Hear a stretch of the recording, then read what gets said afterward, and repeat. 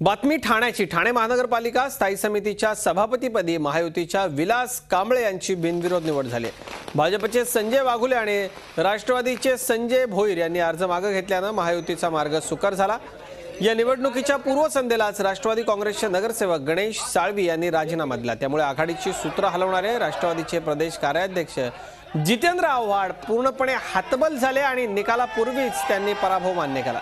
इतकंच नाही तर गणेश साळवींना पक्षात घेण्याची चूक केल्याची कबुली आव्हाडांनी दिली। मात्र यामुळे अनेक अंगांनी रंगतदार ठरलेल्या ठाणे महापालिका स्थायी समिती अध्यक्षपदाच्या निवडणुकीत शिवसेनेने आव्हाडांना क्लीन बोल्ड केलंय। महायुतीचा उमेदवार विलास कांबळे याचं बिनविरोध निवड झालेली आहे। त्यामुळे मी सर्व स्थायी समितीच्या सदस्यांचं मनापासून अभिनंदन करतो।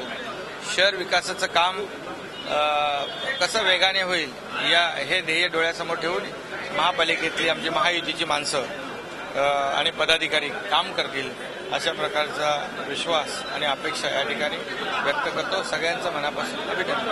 आम्हीही कधी कधी आंधळे होते सत्तेच्या समीकरणात कुठल्या माणसाला आपल्याबरोबर घ्यायचं हे आम्ही कधी कधी विसरतो। खरं तर अनेक कार्यकर्त्यांनी त्याला पक्षात प्रवेश देऊ नका, त्या ठिकाणची आपली जागा मजबूत आहे, सांगून त्याला निवडून आणू असे तिथले स्थानिक कार्यकर्ते सांगत होते। अशा माणसाला आपल्याबरोबर घेणं ही काय तर माझ्यासारख्या माणसाची चूक होती। पण केवळ ठाण्यातल्या सत्तेचे समीकरण जुळवण्यासाठी एक नगरसेवक आपल्या बाजूने येतोय अशा भ्रमात राहून मी त्याला प्रवेश दिला। मागच्या वेळेस आम्ही जिंकलो होतो, यावेळेस ते जिंकतायत। निवडणुकीच्या राजकारणामध्ये जय पराजय मान्य करावाच लागतो। झी 24 तास एक पाऊल पुढे।